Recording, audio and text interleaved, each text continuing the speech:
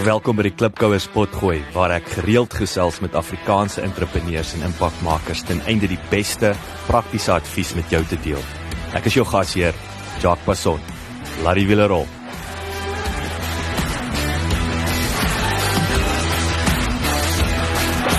Die COVID-19 pandemie het die arbeidsmark op sy kop gekeer, met die wankelrige ekonomie wat oral noodgedwonge afleggings tot gevolg het. Edward Kulman van Stratlaw Regsadviseurs is 'n kenner op die gebied van die arbeidswet en bespreek 'n aantal noodsaaklike aspekte rondom afleggings en die onderhandelingsprosedure wat gevolg behoort te word. Edward benadruk onder andere dat afleggings 'n absolute laaste uitweg behoort te wees en bespreek voorts die moontlike alternatiewe tot afleggings wat eers oorweeg moet word, asook die kriteria vir afleggings en voorskrifte ten opsigte van afleggingspakkette. Lekker leer en lekker luister.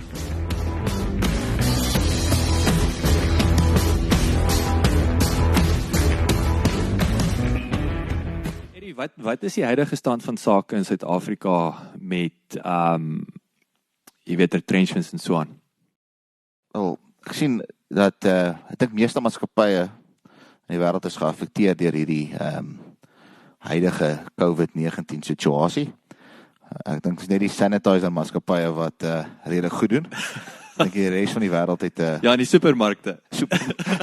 Nie vergeet die ouens wat die kos verkoop nie.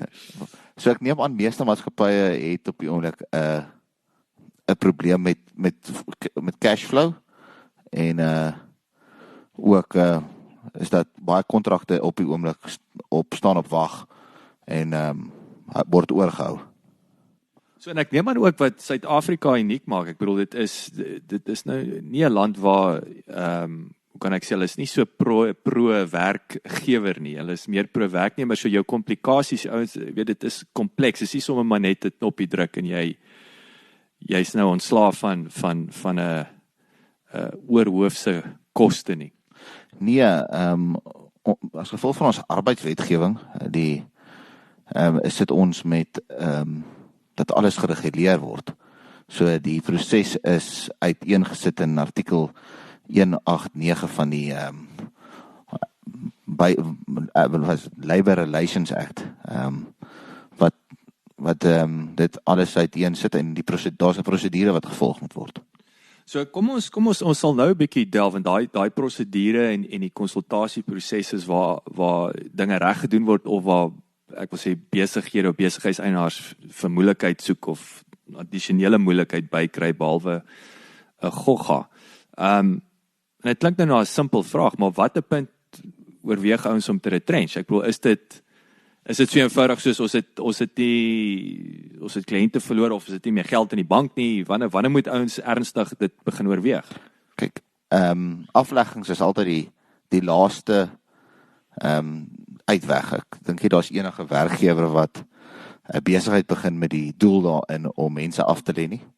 So dit sal altyd die laaste uitweg wees en daar's 'n klomp alternatiewe tot afleggings wat eers oorweeg moet word. Wat is tipies huidigelik aan die gebeur daar buite? Wat is daai, ek wil sê die eerste twee dinge wat ouens uitprobeer? Die grootste een wat daar buite is op die oomblik is korttyd. So waar jy net betaal word vir die tyd wat jy werk. Pay as you go. Ja, dit is indien daar 4 ure se werk is, dan werk jy 4 ure 'n dag en jy word vir 4 ure se werk betaal en nie noodwendig 'n voldagse salaris nie. En dan die volgende een is gewoonlik dan waar hulle jou aflê vir 'n tydperk.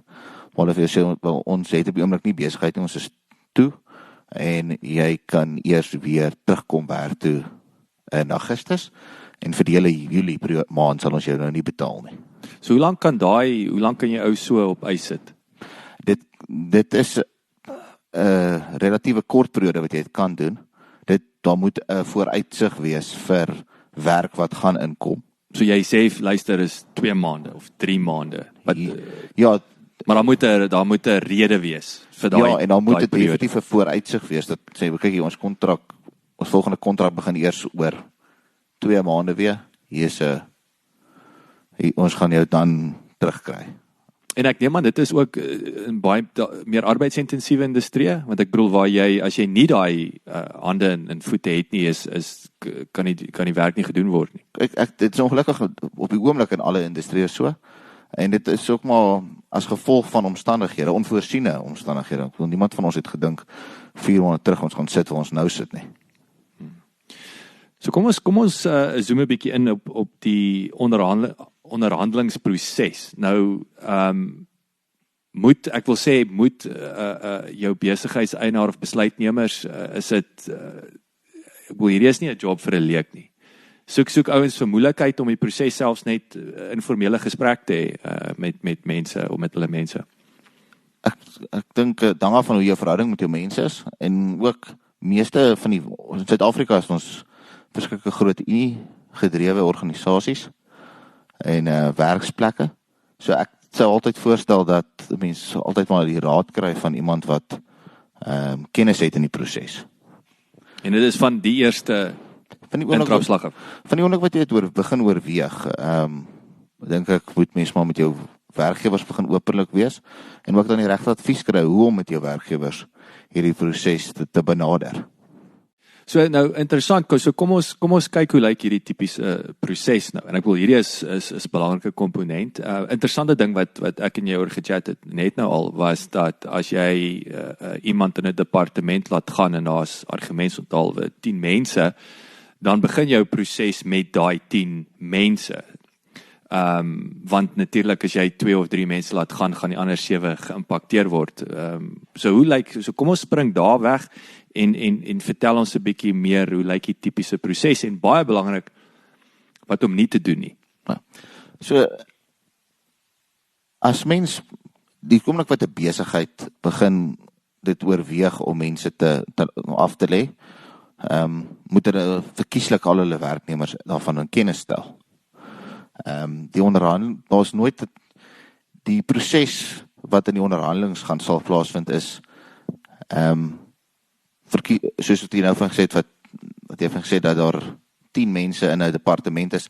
Al 10 van daai mense mag dalk die persone wees wat dalk geretrench word omrede dat die kiesstelsel of die kriteria wat die werkgewer gaan gebruik om mense te selekteer, gewoonlik deel vorm van die onderhandelingsproses.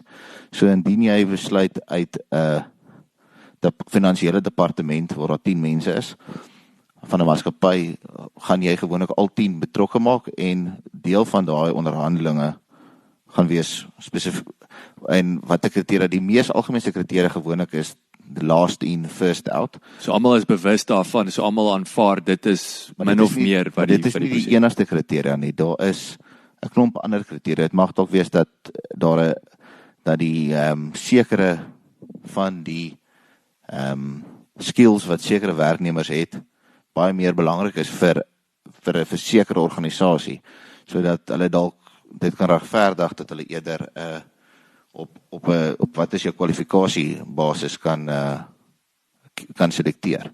Ek en ons het genoem wat interessant was ook natuurlik is wat jy gesê het is dat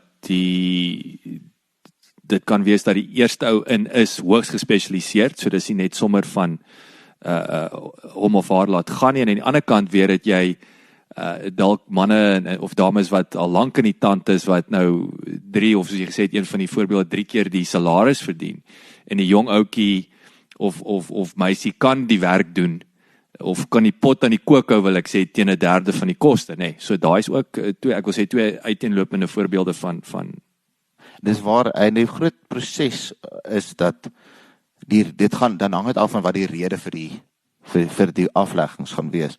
Want as jou rede is dat ons finansiëel swaar kry, gaan dit baie meer sin maak om ontslae te raak van mense wat eerder meer geld verdien, as wat jy noodwendig van jou posbode ontslae raak wat 'n baie laer salaris verdien. So dit hang af van die kriteria, indien 'n departement toemaak, of dan sal daai 'n rol speel. En as dit is as gevolg van dat ons gaan mekaniseer, dat gaan dit 'n rol speel oor wat die kriteria gaan wees van wie ons gaan gaan kies om ongelukkig hulle werk te verloor in hierdie situasie.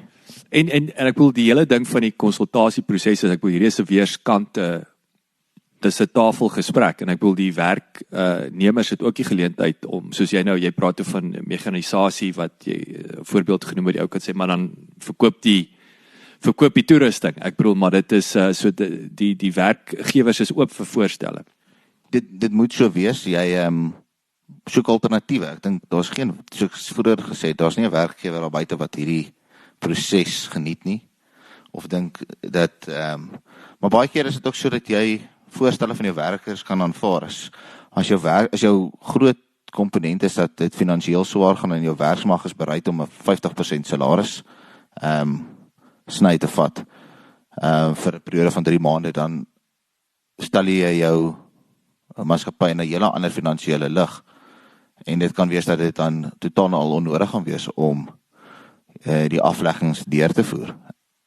So die onderhandelingsproses is 'n baie kardinale proses en is nie 'n proses wat net afgerammel of afgemoed word sonder om die werknemers se inslae ter harte te neem nie. So is 2 vrae. So nommer 1 is kosvat nou die voorbeeld van 50% van die salarisse. Hoe ver kan jy daai druk of hoe lank kan jy mense 50%? Maar weer eens so lank as wat al 2 partye ooreenstem. Dit is maar dis so ek het gister met 'n kollega gesels wat my vertel het hy was voor lockdown het die spesifieke werkgewer se staf na hom toe gekom en gesê hulle is bereid om as dit moet 'n 70% salaris sny te vat solank niemand hulle werke verloor oor hierdie lockdown periode nie. En hy betaal elke maand op die oomblik nog hulle volle salaris, maar indien dit gebeur het hulle op papier geteken dat hulle bereid is om 'n 70% salaris sny te vat solank dit as dit nie nodig is nie, gaan hulle nie doen nie. Gaan hulle nie aflei nie. En op die oomblik was dit nou nog nie nodig eers om 'n salaris sny te vat nie. Sure. En kom ons kyk 'n bietjie na die proses self. So hoe lank vat die onderhandelingsproses? Is daar 'n ek wil sê 'n min of meer en hoekom ek die vraag vra is as jy nou 'n maand 2 van onderhandelinge sit, is daar dalk 'n probleem. Anders behalwe die retrenchment proses, hoe lank moet vat dit gemiddeld? Dit hang af van ook die voorstelle wat gemaak word. So gewoonlik is daar ten minste 2 of 3 vergaderings waar jy die werknemers se inslag kry en onderhandel oor hierdie. Dis kardinale goed. Dit gaan oor wat die maatskappy kan doen van hulle kant af om hierdie afleggings die impak daarvan op jou minder te maak, die kriteria, ook die tydtermyn hoe lank dit gaan vat voor hierdie afleggings afgehandel word, en die salarispakket wat hulle gaan aanbied. So al daai goed word bespreek in hierdie onderhandelinge en gewoonlik vat hierdie onderhandelinge. Dit hang af ook hoe groot die maatskappy is. 'n maatskappy wat 3 persone het, so onderhandelingsproses is baie makliker as 'n maatskappy wat sit met 40 mense. So hoe sal dit tipies lyk? As jy net, ek wil sê rule of thumb, gaan jy 'n maand vat met 3 persone en 2 maande met 40 of is dit ek was alles glad verloop en daar's nou geen komplikasies? Kan jy dit seker afhandel in 2 weke? So die punt is ouens kan vinnig beweeg. Dit hang af, baie van dit hang af van die redes. Indien 'n maatskappy toemaak, is die afleggingsonderhandelinge gewoonlik is daar net 1 vergadering. Ek sien. Want daar's nie veel alternatiewe wat jy kan voorlê behalwe oor ons maatskappy besigheid doen. Yes. Ons het nie meer werk nie. Ja. So dit hang alles af van die omstandighede en dis hoekom dit so belangrik is om iemand in te kry wat kundig is in hierdie omgewings om jou te help met hierdie verskillende omstandighede en dit ook te assesseer. Want jy is so emosioneel betrokke dat mens baie keer nie die ooglopende antwoord voor jou kan sien nie. En daai is weer eens 'n so belangrike punt. So behalwe dat jy daai ondervinding het en 'n spesialis is in jou gebied, Jy bring objektiwiteit na die tafel toe. Nou om sommer daarbey aan te sluit. So nou ek dink daar's ouens soos 'n knee jerk, nee, wat die ouens sê en hulle raak ontslaaf van hulle mense. Wat gebeur as ek nou te vinnig van 'n klomp mense ontslaag geraak het en na 3 maande kom al my groot kliënte terug? Hoe lyk daai scenario? Sien, daai scenario is weer 'n probleem waar jy dan daai mense moet heranstel. Maar jy verloor ook daai kundigheid. Die oomblik wat jy iemand aanstel om vir jou te kom werk, het jy daar sy kennis en kundigheid klaar geassesseer en dit bevind dit vir jou werk. En nou moet jy gaan hopelik as jy daai nodig het hy nog nie werk gevind nie, maar die kans is dat jy so ou gaan verloor in 'n mark wat hom gaan opraap. So dit is dis ook weer eens 'n ander ding wat ouens is, daar's daai kwalitatiewe of mediumtermyn ding wat jou gaan byt, is dat jy die beste ou in die industrie verloor en hy's nou by jou op posisie omdat jy hom te vinnig laat gaan het. Ja, en dis deel van die kundigheid wat gaan vir jou, is dit regtig nodig? En is dit die enigste alternatief wat ons het? Die alternatiewe oorweging in die afleggingsproses is verskriklik belangrik. En ek kan sien nie, daai maak vir my absoluut sin. Soos weer eens is, wat is my opsies om seker te maak, so ek sê dat jy nie kortsigtig is en dit gaan nie net oor môre, dit gaan oor volgende jaar Februarie. Hoe lank kan ek 'n ou nou is my top talent is nou geretrench en so aan en besigheid tel weer op. Hulle het nou intussen nie werk gekry nie. So hoe lank vat dit dan voor ek 'n nuwe persoon mag aanstel? Of dalk het ek nie die ou gelike wat ek geretrench het nie, en ek wil nie hom terug hê nie, al het ek hom nodig. Gewoonlik word daai deel ook geonderhandel as deel van die afleggingsproses.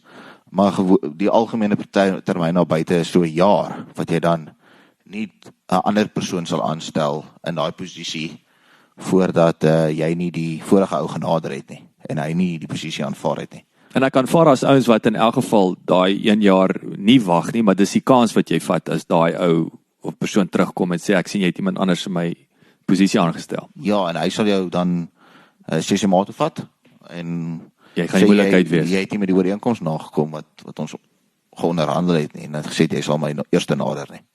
So laaste vraag, Eddie, as weer eens, dit is duidelik vir my jou worst case scenario is retrenchment. Dit moet nie jou wegspringplek wees nie. Hoe lyk daai pakkette gemiddeld, of wat sê die wet se minimum vereiste? Die wet voorskryf dit gewoonlik maar die wet bind jou ook nie. Die wet sê die minimum wat jy mag gee is 1 week vir elke voltooide jaar van diens wat 'n persoon vir gegee het. En dit hang af ook af wat 'n industrie is. Sekere industrie is 'n restrictive trade komponent. Is 'n bargaining council ooreenkomste. Okay, so hulle sê dit moet 2 weke wees. Ek sien. So weer eens is iets wat jy moet wakker wees voor. Ja, dit is ook deel van dit hoekom jy 'n kundige persoon inkry, want hy sal van hierdie verskillende organisasies se reëls weet. Maar gewoonlik is dit so 'n jaar vir elke voltooi, 'n maand vir 'n week vir elke voltooide jaar. So daar. Eddie, dankie vir jou tyd. Dis lekker om jou te gesels, sterkte daar buite. Ek dink jy werk nou juist waar die grootste bloedbad sekerlik nou is in die ekonomie. Dit is seker die ergste wat ek het al ooit ervaar het, maar ek glo dat alles sal vinnig terugspring na normaal. Ek stem saam met jou. Sterkte. Dankie.